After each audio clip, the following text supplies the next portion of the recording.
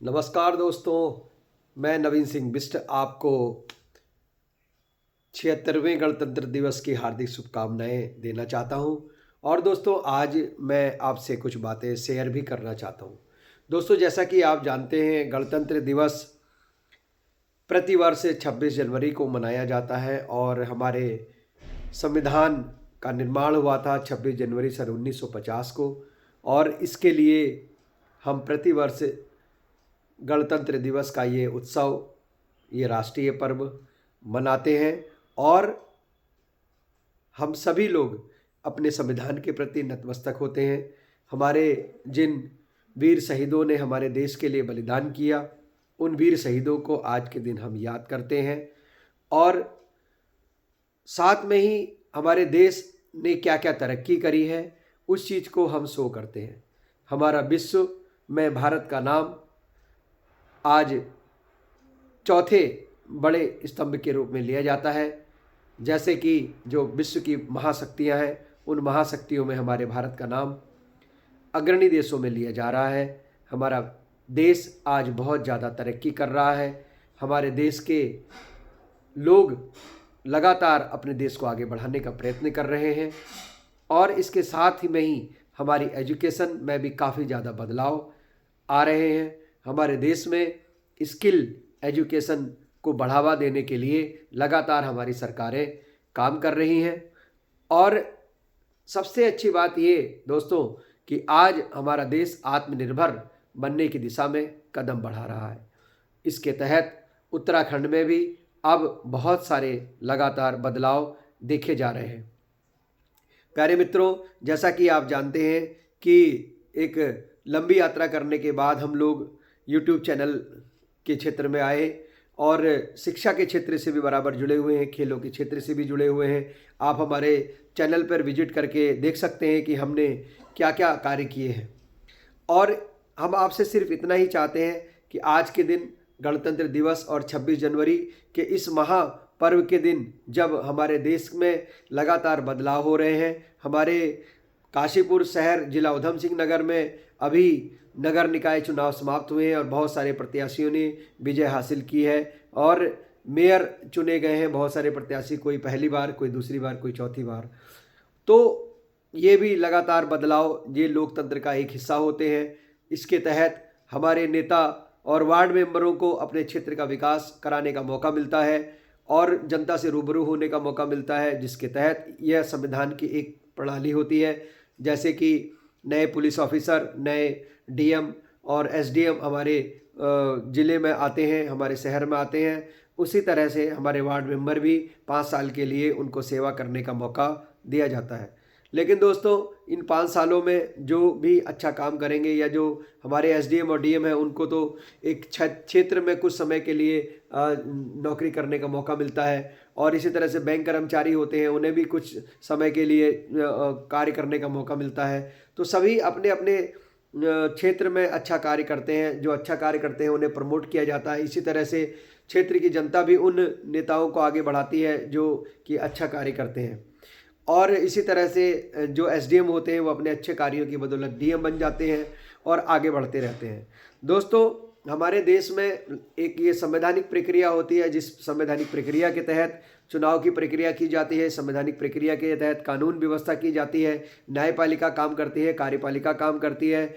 और हमारे यहाँ का जो कानून है वह सर्वोच्च माना गया है, भारत का संविधान सर्वोच्च माना गया है, जिसके तहत ये पूरी शासन प्रणाली हमारे भारत सरकार के द्वारा और जो ऊंचे बैठे नेताओं की तरह, जिनको कि भारत सरकार के ही लोगों ने चुना है, हमने अपना नेता चुना है, जिसे हमने विधानसभा में बैठाया है, जिसे हमने लोकतंत्र में लोकसभा में बैठाया है, जिसे राज्यसभा में बैठाया है। तो कहने का मतलब ये है कि जनता जनार्दन ही लोगों का फैसला करती है और जनता ही लोगों को आगे बढ़ाने का कार्य करती है। यही संविधान प्रणाली हमारे भारत को एक विशेष राष्ट्र के रूप में आगे बढ़ाती है। और निरंतर हमारा राष्ट्र पिछले कई सालों से जो सूचना क्रांति आई है, जो वैज्ञानिक क्षेत्र में बदलाव हुए हैं और जो अन्य क्षेत्रों में, मोबाइल के क्षेत्र में तो क्रांति आई है, इसके अलावा अन्य क्षेत्रों में भी बहुत क्रांति आई है। आपने देखा होगा कि पेट्रोल के क्षेत्र में भी हम आत्मनिर्भर हो रहे हैं। आपने देखा होगा कि हम सौर के क्षेत्र में भी आत्मनिर्भर हो रहे हैं, बैटरी उद्योग के क्षेत्र में आत्मनिर्भर हो रहे हैं और कई जो चीज़ें हैं आज हमारे भारतवर्ष में आविष्कार हो रही हैं। और पहले ऐसा नहीं था, हम दूसरे देशों पर डिपेंड होते थे, दूसरे देशों से ख़रीदारी करते थे, दूसरे देशों से लाते थे। लेकिन दोस्तों आज हम लोग अपने भारतवर्ष के अंदर ही इन चीज़ों का निर्माण कर रहे हैं। तो काफ़ी खुशी होती है इस बात की कि जिस देश में हम लोग रहते हैं उस देश में यहाँ पर सभी धर्म जाति के लोग रहते हैं, सभी लोग यहाँ पर निवास करते हैं और उसके बाद भी हमारा भारत लगातार तरक्की की ओर आगे बढ़ रहा है। हालांकि जैसे जैसे कोई कंट्री आगे बढ़ती है तो उसको पीछे करने के लिए भी बहुत सारे लोग जो है उसको कहीं ना कहीं कोई उसका मार्ग अवरुद्ध करने का प्रयास जरूर करते हैं। लेकिन दोस्तों इससे हमारे कंट्री को कोई फ़र्क नहीं पड़ता है। हमारा कंट्री निरंतर आगे बढ़ रहा है, साइंस के क्षेत्र में तरक्की कर रहे हैं, हम स्पेस के क्षेत्र में तरक्की कर रहे हैं और दोस्तों ओवरऑल देखा जाए पूरे भारतवर्ष की तरक्की हो रही है। इसके अलावा यही हम आगे की ओर ही नहीं बढ़ रहे हैं, हम पीछे की ओर भी बहुत कुछ जा रहे हैं। जैसे कि जो प्रागैतिहासिक काल है उसकी जब खुदाई होती है वहाँ से चीज़ें निकलती है तो उससे उसमें भी हमारा लगातार शोध जारी है। इसके अलावा जो नई टेक्नोलॉजी है, जैसे एआई की बात करो या अन्य टेक्नोलॉजी जो हमारे भारतवर्ष में आ रही है, उनकी तरफ भी हमारे नया युवा अग्रसर हुआ है। जहाँ तक मैं सुधार की बात करूँ, हमारे भारतवर्ष में आज काफ़ी क्षेत्रों में सुधार की ज़रूरत है। खासतौर से दोस्तों मैं बात करूँ, सबसे ज़्यादा सुधार प्रणाली हमारी शिक्षा क्षेत्र में, खासतौर से सरकारी स्कूलों में जहाँ तक सुधार की प्रक्रिया है वो होनी चाहिए। उसमें नेशनल या इंटरनेशनल लेवल का जो है कोर्स लागू होना चाहिए, जहाँ पर खासतौर से जो बच्चों को नए तरीके से सिखाया जाए। हालांकि इस दिशा में हमारे प्रधानमंत्री जी ने काफ़ी काम किया है। जिससे स्किल एजुकेशन की बात करते हैं हम, तो स्किल एजुकेशन दोस्तों अन्य कंट्रीज़ में काफ़ी नीचे से दिया जाता है, हमारे यहाँ स्किल एजुकेशन काफ़ी ऊपर जाकर दिया जाता है। तो पहले हमें किताबी ज्ञान कराना होता है। दूसरा दोस्तों मैं थोड़ा सा बदलाव ये भी चाहता हूँ, हमारे ये मेरी खुद की अपनी विचारधारा है कि हम चाहते हैं कि जो चुनाव की जो प्रणाली है, वो जो मतपत्र की प्रणाली है या जो क्या कहते हैं ये इलेक्ट्रॉनिक वोट है, इसकी जगह पर अब दोस्तों ऑनलाइन वोटिंग होनी चाहिए। क्योंकि दोस्तों बदलते ज़माने के साथ बहुत सारे जो प्रतिशत है और ये जो चुनावी प्रतिशत है ये लगातार 60% 70% तक ही रह जाता है। 30% तो लोग वोट डाल नहीं पाते, लेकिन वो 30% लोग भारत के अंदर रहकर टैक्स तो भरते हैं, वो 30% लोग भारत के अंदर बेरोजगारी तो बढ़ाते हैं, वो 30% लोग भारत को आगे बढ़ाने में सहयोग तो करते हैं। लेकिन दोस्तों किसी कारणवश वो वहाँ पर उपस्थित नहीं हो सकते। कारण कुछ भी हो सकते हैं, कोई बीमार हो सकता है, कोई अस्पताल में हो सकता है, या दोस्तों कोई किसी की शादी भी हो सकती है, या कोई नौकरी में गया है, या किसी का प्रोजेक्ट है, या कोई प्राइवेट जॉब में है, या वो कहीं और बिजी भी हो सकता है। इस कारण कई बार लोग वोट नहीं डाल पाते हैं। तो दोस्तों अगर वो वोट नहीं डाल पाते तो सरकार को उनके लिए जो है खास तरह से प्रयत्न करना चाहिए। ऑनलाइन वोटिंग का ऑप्शन भी सरकार को अब खोल देना चाहिए, क्योंकि अगर सरकार के पास इतनी सब व्यवस्थाएं हैं, करोड़ों अरबों रुपए का जो कारोबार है आज ऑनलाइन होता है, जिसमें कि हम लोग आज देखा होगा कि जो है लगातार सरकार डिजिटल होते जा रही है और डिजिटल हो रही है। तो आखिर इस डिजिटल क्रांति में हमें घर बैठे वोट डालने का अधिकार भी दिया जाना चाहिए, ये मेरी एक बड़ी मांग है। और हालांकि मांग तो कोई भी व्यक्ति कर सकता है, मांग पूरी करना ना करना वो तो जो है सरकार के हाथ में होता है। संविधान में इन चीज़ों के लिए काफ़ी कुछ करना पड़ता है जिससे कि ये व्यवस्था लागू होनी चाहिए। दूसरा, शिक्षा के क्षेत्र में मुझे कई बार ऐसा लगता है कि हमारे बच्चों को जो पुरानी मैकाले पद्धति है उसकी वजह से ही आज हमारे बच्चों को क्लर्क ग्रेड की शिक्षा ज़्यादा दी जाती है। क्लर्क ग्रेड की शिक्षा दोस्तों ये नहीं देनी चाहिए। क्लर्क ग्रेड की बजाय बच्चों को सोचने वाला बताना चाहिए। मैं एक टीचर होने के नाते मैंने महसूस किया बच्चों को थिंक एबिलिटी नहीं आती है, थिंकिंग एबिलिटी बिल्कुल भी बच्चों के अंदर नहीं डाली जाती। बच्चे सोचकर क्रिएट करना नहीं जानते। हमारे भारतवर्ष में वैज्ञानिकों की भारी कमी इसी कारण हो रही है।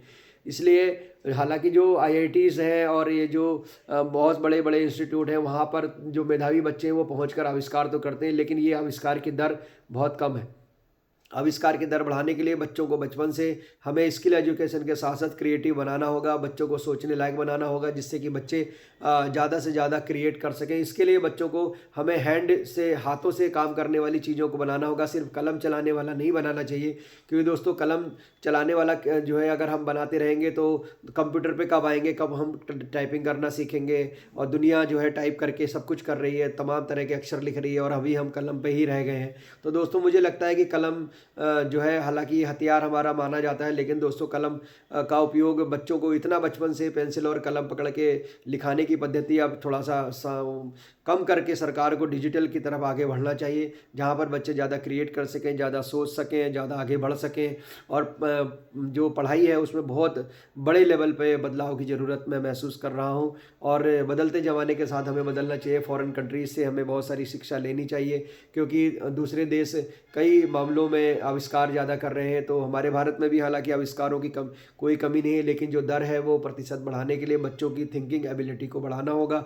इसके अलावा दोस्तों मैंने जो महसूस किया है वो हमारे जो राजनेताओं में भ्रष्टाचार की जो भावना पनपती है वो जो है कम होनी चाहिए, और हमारे राजनेताओं को टेस्ट के आधार पर, प्रवेश परीक्षा के आधार पर जो है चुनाव लड़ना चाहिए। सिर्फ लोगों के आधार पर चुनाव लड़ने की प्रक्रिया के साथ साथ उनका एक अलग से भी टेस्ट भी होना चाहिए, जिस टेस्ट में वो पास करें, क्या उन्हें अपने क्षेत्र की और समस्याओं की पूर्ण जानकारी है, या उन समस्याओं को दूर करने के लिए कौन से मास्टरमाइंड प्लान वो बना सकते हैं।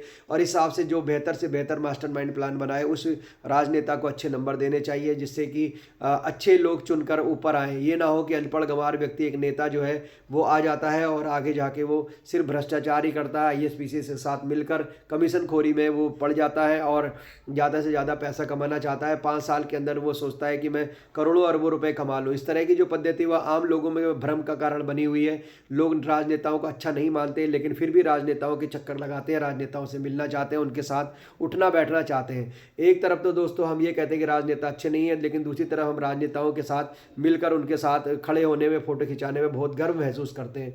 लोग दोस्तों ये गर्व महसूस हमें पुलिस के साथ करना चाहिए, ये गर्व महसूस हमें ISPCS अधिकारी के साथ करना चाहिए, ये गर्व महसूस हमें ISPCS के साथ साथ जो हमारे देश का बलिदानी पुरुष हैं, जो आर्मी से रिटायर्ड लोग हैं, उनके साथ फ़ोटो खिंचाने में हमें गर्व महसूस करना चाहिए। जो बॉर्डर पे हमारे दिन रात हमारी सेवा कर रहे हैं, हमारे देश की रक्षा कर रहे हैं, हमें उनके साथ फ़ोटो खिंचाने में गर्व महसूस करना चाहिए, ना कि फिल्मी नेताओं के साथ, ना कि इन नेताओं के साथ फ़ोटो खिंचाने में गर्व महसूस करना चाहिए। दोस्तों गर्व तब होना चाहिए जब कोई नेता अपनी संपत्ति का आधे से ज़्यादा हिस्सा वो जो है लोगों के ऊपर दान कर दे। गर्व हमें तब करना चाहिए कोई राजा है और वो चुनाव लड़ता है और राजा जो है वो लोगों की सेवा के लिए दिन रात एक कर देता है। अभी मैंने देखा दोस्तों इस चुनाव में सभी राजनेता प्रचार कर रहे थे, वहीं पर एक काशीपुर में बाजार में एक आदमी जिसके हाथ पैर नहीं है वो लेट कर भीख मांग रहा था, और एक बुढ़िया जो है वो दर दर भटक रही थी, लेकिन किसी राजनेता ने उसकी मदद नहीं की।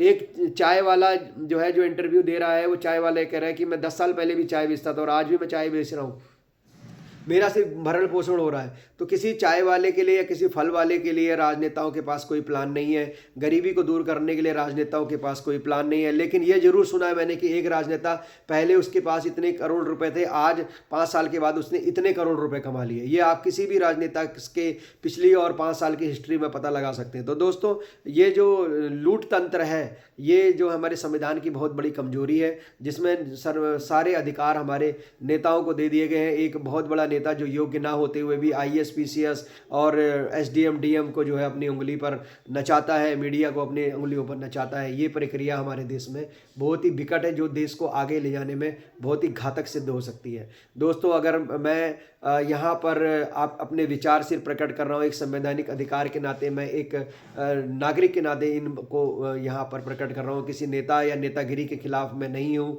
मैं एक आम मतदाता के रूप में यह बात आपसे कह रहा हूँ। हो सकता है कि मेरी बात कुछ लोगों को बुरी भी लगे, लेकिन हो सकता है दोस्तों कुछ लोगों को जागरूकता की मिले।